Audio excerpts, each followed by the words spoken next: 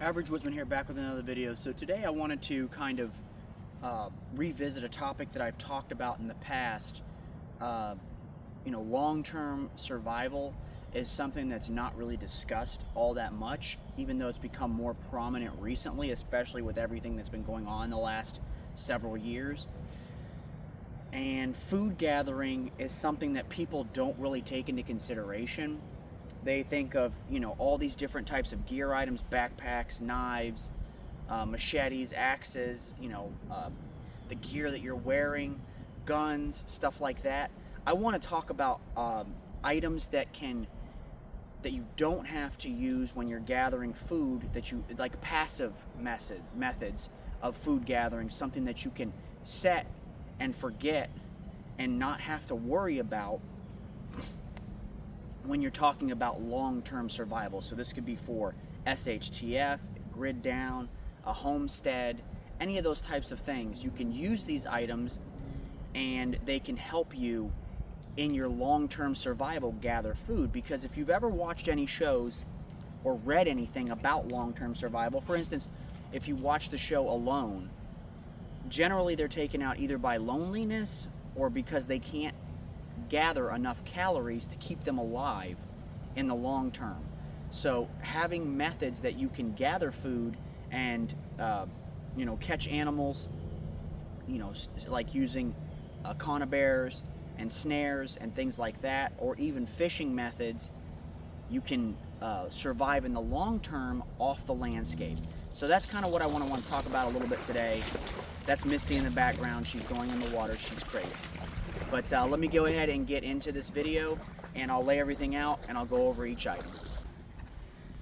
Alright, here I have laid out just some stuff that I keep. This is not everything, this is not exhausting. This is just some of the stuff that I keep at my home and I take out and use as this season provides. So remember, with all of these, you're going to need to keep up with whatever your local regulations are. Got a lot of mosquitoes out here today. Keep up with whatever your local regulations. Now remember, in SHTF, if the grid is down, that none of that's going to matter. But as of now, with society still being the way it is, even if you have a homestead and you're living in the backcountry, or if you're living in a rural area, you're still going to need to abide by rules and regulations. So any type of fishing gear, I personally push myself towards fishing, because in the area that I live, it's one of the easiest ways to gather food. So I'll keep, a small fishing kit with me, some line. This is just leader line. I can use this like a hand fishing to cast out. You don't have to have a reel and rod to be out fishing. You can buy one of those or make, like a little hand fishing kit that you can throw out. It'll just fly off the edge of the actual tool, and you just reel it in just like this. So I kind of just do that with the actual leader itself. It's 50 yards, 25-pound test. I can catch virtually anything in freshwater in Florida, almost anything, with 25-pound test. And then I keep a little fishing kit in here. Also something like a gill net. If you've ever watched it, once again, I'm going to bring up the show Alone because it's the best television show that has shown what works in specific environments for longer term survival. And a gill net is something that a lot of people don't consider, but is a super useful and inexpensive piece of kit that is a passive fishing method. You can literally set this up and come back periodically to check your net. You don't have to be physically throwing a line into the water and reeling it in trying to catch something. Another thing you can do is you can set up a bank snare, and that's also a passive fishing method. I have a video on that. I'll link it in the description of this video if you guys want to watch it. But fishing, in my opinion, is going to be one of the best ways and one of the most fruitful ways to gather food, especially in the long term. Also, having a frog gig. A frog gig doesn't just have to be for frogs. Yes, that's its main use, but you can use it for other things. You can gig fish, you can gig snakes, you can gig all types of animals with something like a frog gig, and it's something that doesn't weigh anything. You can carry something like this even in your kit on your back or in like a haversack or something like that when you're out along the water. So having something like these fishing items is important.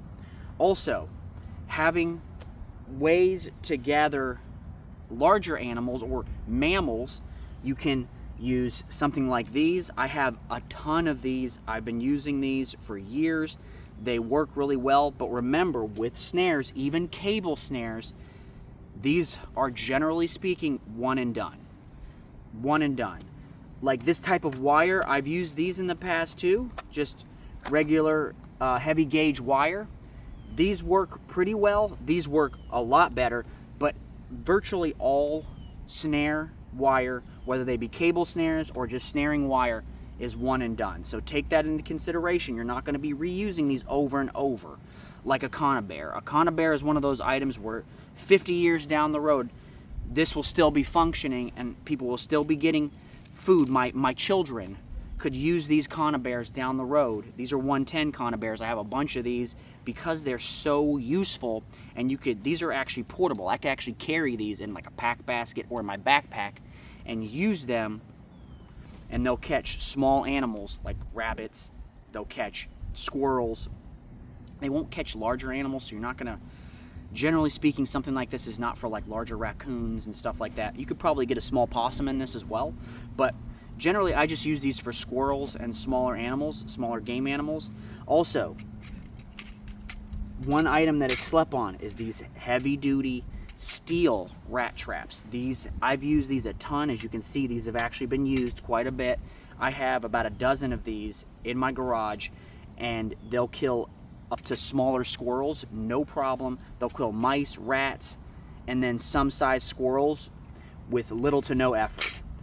And they don't weigh anything, they don't take up any room. This is another item that you could throw in a backpack, and they're very useful. I'll either tie them to something, or you can nail them to like a tree, or screw them to a tree and hang them up, bait them, and they have these really sharp ridges here on it that help kill.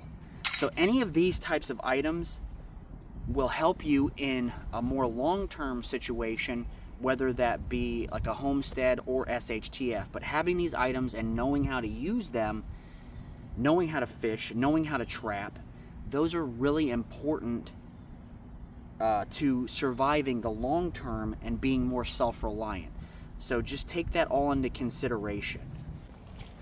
Alright guys, this was just kind of a quick one where I wanted to talk about some of the long-term food gathering items that I keep you know, at my home, and I put in my kits and stuff like that when I'm out. So remember to like, subscribe, share these videos with your friends and family. If you would, please go down to the description below and support the affiliate links. If you guys want to, check out my Patreon. All those things help me to support this channel. Remember to be safe, stay dangerous, and I'll catch you on the next one.